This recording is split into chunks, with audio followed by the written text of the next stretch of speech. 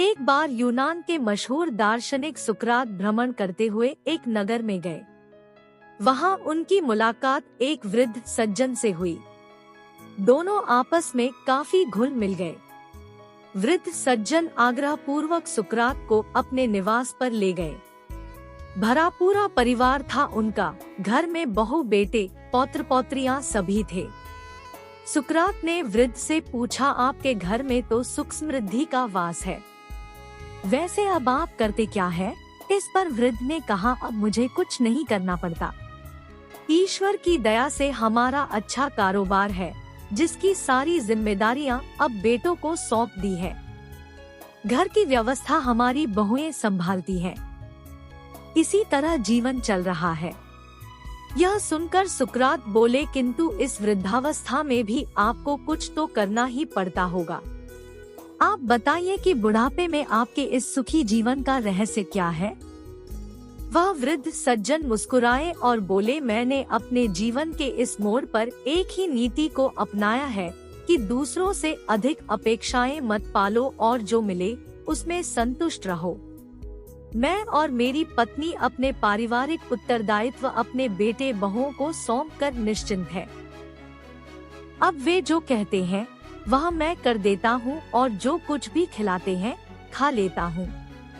अपने पौत्र पौत्रियों के साथ हंसता खेलता हूँ। मेरे बच्चे जब कुछ भूल करते हैं तब भी मैं चुप रहता हूँ। मैं उनके किसी कार्य में बाधक नहीं बनता, पर जब कभी वे मेरे पास सलाह मशविरे के लिए आते हैं तो मैं अपने जीवन के सारे अनुभवों को उनके सामने रखते हुए उनके द्वारा की गई भूल से उत्पन्न दुष्परिणामों की ओर सचेत कर देता हूँ।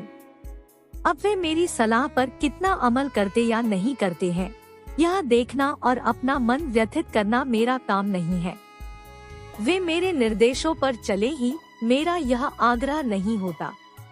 परामर्श देने के बाद भी यदि वे भूल करते हैं तो मैं चिंतित नहीं होता।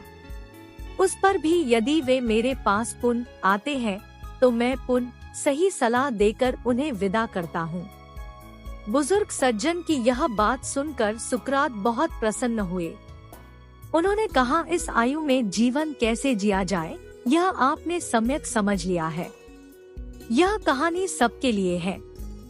अगर आज आप बूढ़े नहीं हैं तो कल अवश्य होंगे। इसलिए आज बुजुर्गों की इज्जत और मदद करे, जिससे कल कोई आपकी भी मदद और इज्जत करे। याद रखे, जो आज दिया जाता है वही कल प्राप्त होता है। अपनी वाणी में सुई भले ही रखो, पर उसमें धागा जरूर डालकर रखो, ताकि सुई केवल छेद ही न करे, आपस में माला की तरह जोड़कर भी रखे। जीवन में जोड़ने का काम करे, तोड़ने का नहीं।